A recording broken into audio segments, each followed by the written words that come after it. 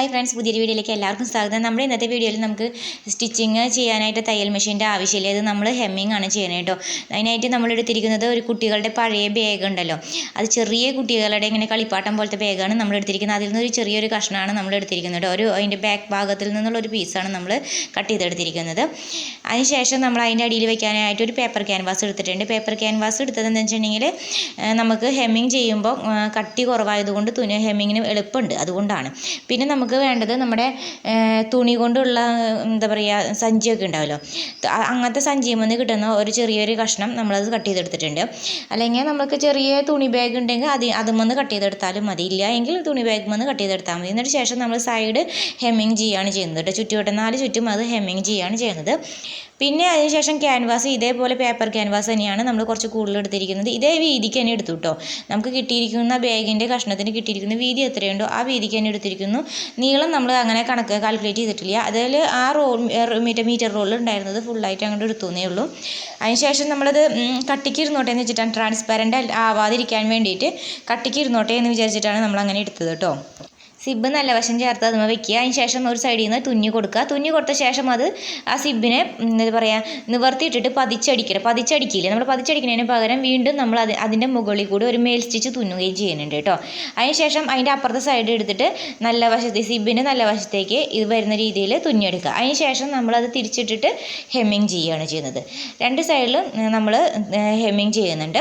അതിന് ശേഷം നമ്മൾ ഈ സൈഡിൽ അടിഭാഗത്ത് നമ്മൾ ഒരു കഷ്ണം ക്ലോത്തിൻ്റെ ഒരു കഷ്ണം എടുത്തിട്ട് എന്താ പറയുക തേര് ഭാഗത്ത് നമ്മളിപ്പോൾ പൈപ്പിംഗ് വെക്കില്ലേ, അതുപോലെ പൈപ്പിംഗ് വെച്ചിട്ടുണ്ട് കേട്ടോ. നമ്മളൊന്ന് പൈപ്പിംഗ് ആണ് വെച്ചെടുത്തിരിക്കുന്നത്.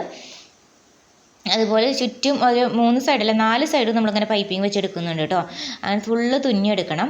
എന്ന ശേഷം ഇപ്പോൾ നമ്മളൊരു സിബ് വെച്ചിട്ടുണ്ടല്ലോ, നമുക്ക് കോയിൻസൊക്കെ ഇട്ട് വയ്ക്കാനായിട്ടും അതുപോലെ വല്ല കാർഡ് അങ്ങനെ എന്തെങ്കിലുമൊക്കെ ഇട്ട് വയ്ക്കാനായിട്ടൊക്കെ വേണ്ടിയിട്ടാണ് നമ്മൾ സിബുള്ള ഒരു റാക്ക് അതിനകത്ത് വെക്കുന്നത്. അല്ലാത്തതാകുമ്പോൾ വെറുതെ ഒരു പ്ലെയിൻ ആയിട്ട് മാത്രമല്ലേ വെക്കാൻ പറ്റുള്ളൂ. അതുകൊണ്ടാണ് നമ്മൾ എക്സ്ട്രാ ഒരെണ്ണം അതും നമ്മൾ ക്യാൻവാസാണ് എടുത്തത്, പേപ്പർ ക്യാൻവാസാണ്. അത് ട്രാൻസ്പാരൻ്റ് ആയതുകൊണ്ട് തന്നെ നമുക്കൊരു കട്ടി കിട്ടാൻ വേണ്ടിയിട്ട് വീണ്ടും നടുമടക്കി എടുത്തേക്കാണ് ചെയ്തത്. അതിനുശേഷം നമ്മൾ എടുത്തിരിക്കുന്ന ഉള്ളിലെ സിബ് വെച്ചിരിക്കുന്നതിൻ്റെ എത്ര വീതി ഉണ്ടോ ആ വീതി കഴിഞ്ഞ് ബാക്കിയുള്ള ഭാഗം മുകൾ ഭാഗത്തേക്ക് ക്ലോസിങ് ആയി വരുന്ന രീതിയിൽ നമ്മൾ വെച്ചു. എന്ന ശേഷം നമ്മളിനി ചെയ്യുന്നത് ഹെമ്മിങ് തന്നെയാണ് ചെയ്യണത്. ഈ സൈഡുകളിൽ നമ്മൾ തുന്നി കൊടുക്കുകയാണ് ചെയ്യുന്നത്.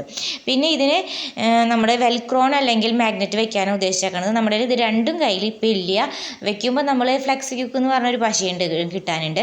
അപ്പോൾ ആ പശ വെച്ചിട്ടാണ് നമ്മൾ വെൽക്രോണൊക്കെ വെക്കുകയാണെങ്കിൽ അതിൻ്റെ അടിയിൽ ഒന്ന് കുറച്ചാക്കിയ ശേഷം 1 മിനിറ്റ് ഒന്ന് അമർത്തി പിടിച്ച് കൊടുത്താൽ മതി. അപ്പോൾ അത് പെട്ടെന്ന് ഒട്ടി കിട്ടും കേട്ടോ. 1 മിനിറ്റ് തന്നെ വേണ്ട ശരിക്കും അത് ഒട്ടി പിടിക്കാനായിട്ട്. അത്രയും സ്ട്രോങ് പശയാണ്. അപ്പോൾ നമ്മളൊന്ന് സൂക്ഷിച്ചിട്ട് വേണം നമ്മളത് ചെയ്യാനായിട്ട്. കൈമിലൊക്കെ ആയ ഭയങ്കരമായിട്ട് നമുക്ക് ഒട്ടൽ മാറില്ല കേട്ടോ. അതുപോലത്തെ അത്രയും സ്ട്രോങ് പശയാണ് കേട്ടോ. അപ്പോൾ നമ്മളതൊന്ന് ശ്രദ്ധിച്ച് വേണം നമ്മൾ ചെയ്യാനായിട്ട്. അപ്പോൾ നമുക്ക് അതിനകത്ത് ബാക്കിൽ ഭാഗത്ത് നമുക്ക് പൈസ വെക്കാൻ പറ്റുന്നുണ്ട്, ഫ്രണ്ടിൽ നമുക്ക് ഫോൺ വയ്ക്കാം, ഉള്ളിൽ നമുക്കിപ്പോൾ കാർഡ്സൊക്കെ വെക്കണമെങ്കിൽ അങ്ങനെ വെക്കാൻ പറ്റുന്നുണ്ട്. അപ്പോൾ നമ്മുടെ പേഴ്സ് ഇഷ്ടമായ എല്ലാവരും ലൈക്ക് ചെയ്യുക. അപ്പോൾ ഇങ്ങനത്തെ പഴയ ബാഗൊക്കെ ഉണ്ടെങ്കിൽ നാശാക്കാണ്ട് നല്ല രീതിയിൽ നമുക്ക് ഉപയോഗിക്കാം. നമ്മളവിടെ ഒരു ഫ്ലവർ പോലെ വെച്ചെന്നേ ഉള്ളൂ.